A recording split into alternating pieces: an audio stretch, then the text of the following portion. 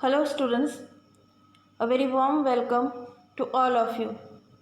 Myself, Patel Pravada, from Param Guru Pathshala, English Medium School, Sarsa. Students, today in this video, I am going to discuss with you the sixth chapter from Standard 6, that is Changes Around Us, Part 2. And in this video, I am going to discuss with you the topics which are expansion, contraction, evaporation and melting. So there are a number of changes we are going to discuss in this video. So let's begin. Students, in our previous video, we have studied many examples of changes. Let us know how these changes take place. Some ways by which we can bring about changes are heating, cooling, applying pressure, or maybe by mixing two or more than two substances to each other. Let's study in detail these changes. First, we are going to discuss the changes which occur in metal by heating, that is expansion and contraction. Students, there are many materials that expand on heating and contract on cooling. For example, metals like iron, aluminium. These are the metals which expand on heating and contract on cooling. Now let's let's understand how it is work. We all have seen that the tools which are used to dig the soil, might be you have seen the iron blade in these tools is fixed to the wooden handle. This kind of tool are fitted to a wooden handle.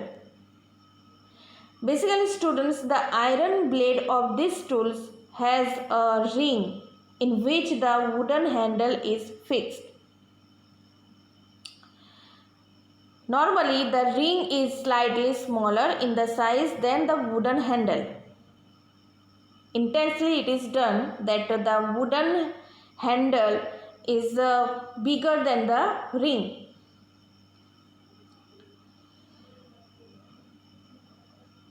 The ring is heated to fix the handle.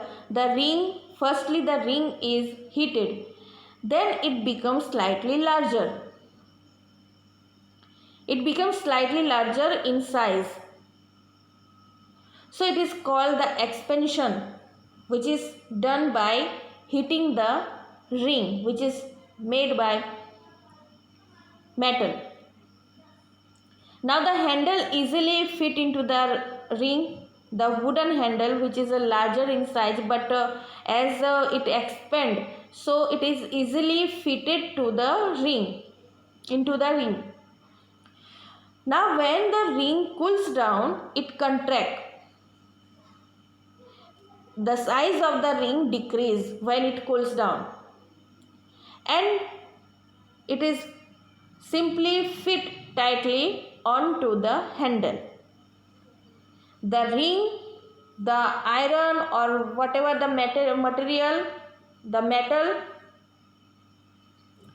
it is tightly fitted to the wooden handle. This method is also used to fixing of iron rim on a bullock cart wheel. Let's understand. Students, you know that the bullock cart have wooden wheel, and these wooden wheel are fitted with iron rims to make them last longer. The iron rim is made slightly smaller in size than the wooden wheel. The ironsmith hit the iron rim uniformly over a dry dug cake fire. On hitting, the iron rim expands and becomes somewhat bigger in size. As we read in previous slide, this is also iron ring, so it is also expand by heating and it's becoming bigger in size. This hot iron rim is now easily put around the wooden wheel. Now water is then poured over the hot iron rim to cool it down. Now what happened? On cooling, the hot iron rim contract. It decreased its size. So it is very easily fitted to the wooden wheel. As wooden handles are fitted into the tools such as spades, plow, which are used for digging soil. So these two works is done by this process, which is expansion and contraction of metal by heating. It is done by this principle, that is metals are expand and contract by heating.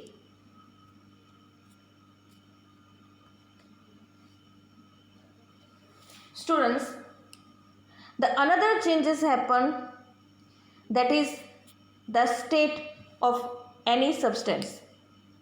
We know that heating and cooling can change the state of matter. For example, on heating, ice, which is a solid in state, changes into water, and water changes into steam. So on cooling, steam changes to water, which is a liquid state, and water liquid, which is a liquid state, changes into ice. So it is expressed that on heating or cooling, substance changes its state.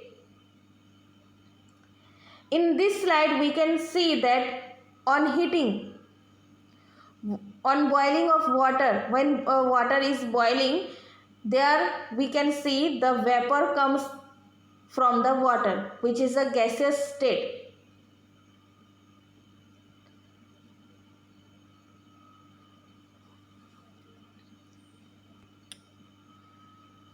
The another example is evaporation and condensation. When we heat water in a pan, it begin to boil, we know that, and after some time, when we continue the heat further, the quantity of water in the pan becomes decreased. The water changes into vapor, and when we condense the vapor, it again converted into water form, liquid form. So it is possible to change this water back into vapor, back into water, and we can also change this water back into ice form, which is a solid form. So we can say that we can reverse this kind of changes by heating or cooling the water. When we heat the water, it became gaseous form, and when it cool down, it come again in liquid form. And when we take out heat from this liquid, it going to be solid form, that is ice. So we can say that the water can changes its form by heating and cooling, and we can reverse this kind of changes by adding heat, or we can changes this form, we can changes this reverse this kind of changes by taking out of heating.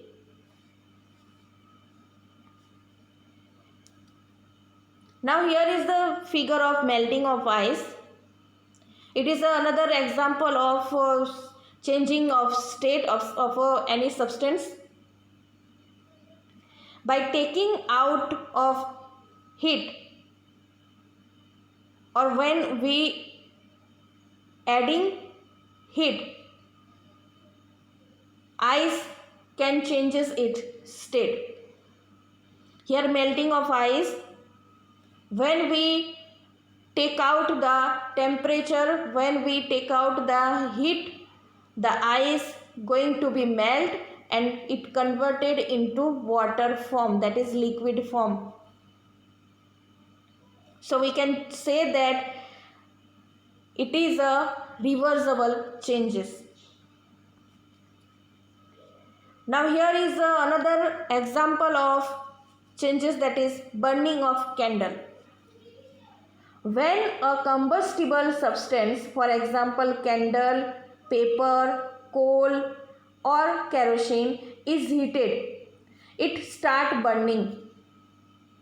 And when we burn paper, it changes into ash. But student, candle and other combustible substance, after some time we can see that the size of the candle changes, and this kind of changes is irreversible changes. When a paper burned and converted into ash, that is a irreversible changes, because we can't get paper again. When a coal burned, which is a combustible substance, and we get ash, and from this ash we cannot get coal again, so it is also a irreversible changes.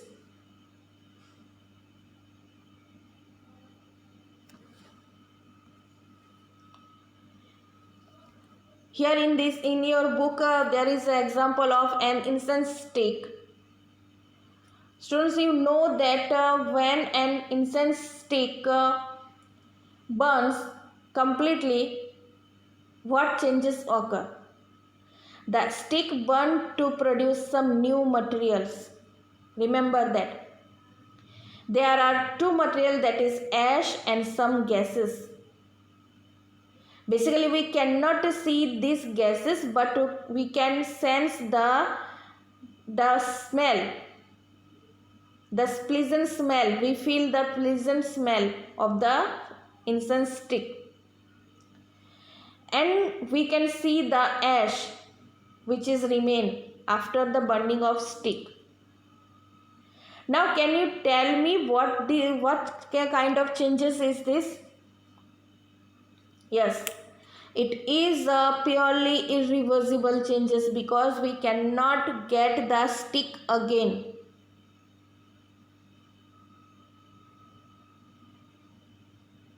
We cannot get the stick again by any method, so it is a irreversible changes. Now there are lots of example of changes when two different substances are mixed together.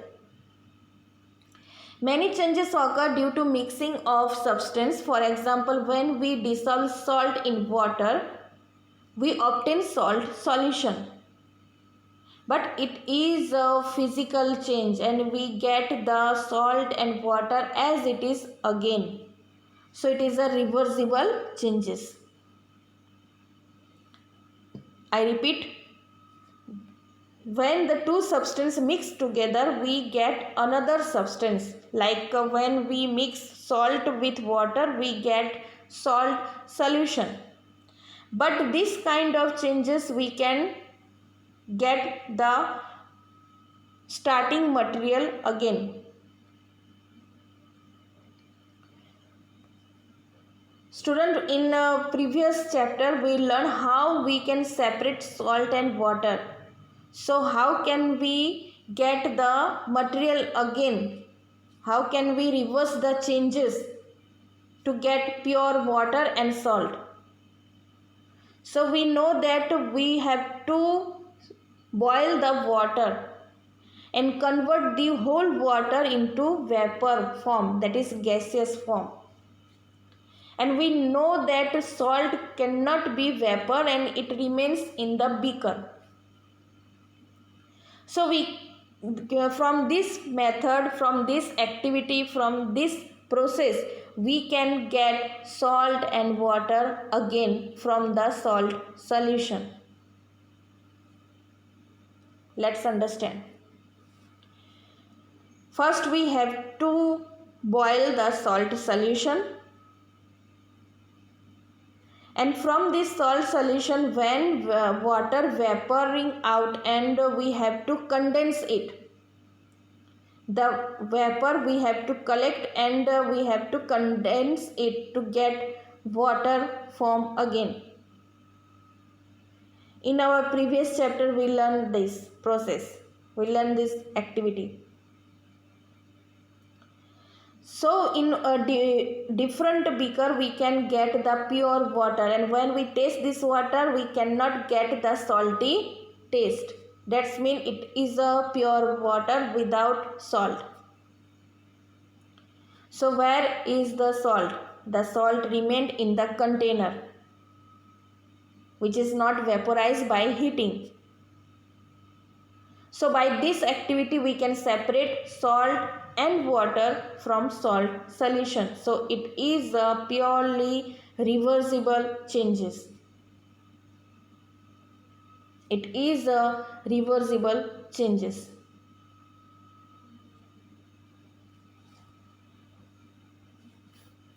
Now another example of changes, that is formation of curd. Have you ever seen curd? A small quantity of curd is added to warm milk. You can do this activity in your house with your own. First you have to take small quantity of curd and you have to add this curd with 2 warm milk. The milk is stirred and is set aside for a few hours at a warm place. So we have to put this milk, which is after adding the curd, to set it rest. In a few hours the milk changes into curd. Now the question is, can we reverse this kind of changes? Can we get the milk again? So answer is going to be no. We cannot get milk again from curd. So it is also a irreversible changes.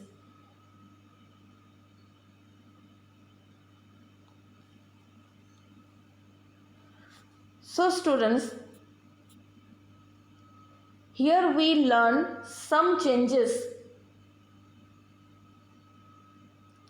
like formation of curd, melting of ice, changes of state, combustible substances, expansion and contraction, evaporation and condensation. So whatever we learn in this video, the changes, there are some changes are reversible. That means we can get the material back, and some changes are irreversible. That means we cannot get the first material again. So we find that a few ways to bring about a change in a substance could be by heating or by mixing it with some other substance. We also find that some changes can be reversed while some others cannot be reversed. there must be many other ways of changing things around us. It is possible that some of them could be reversed. Thus, changes around us could be grouped as those reversed and cannot be reversed. That's mean reversible or irreversible. So whatever changes occurs around us, we can divide it into two sections. There are two groups of changes which is happen around us. Remember that. First is reversible changes and second is irreversible changes. Reversible changes, the changes which we can get the first material back or again, that is reversible changes. And irreversible changes, that means the material we cannot get again. So students, here we finish the 6th chapter from standard 6, that is changes around us. And we know that there are some changes we can get, we can reverse it, and some changes are there which we cannot reverse. So from this point I finish my video. I hope you understand whatever I explained to you, the changes, the activities. I hope you understand. So thank you students for joining me.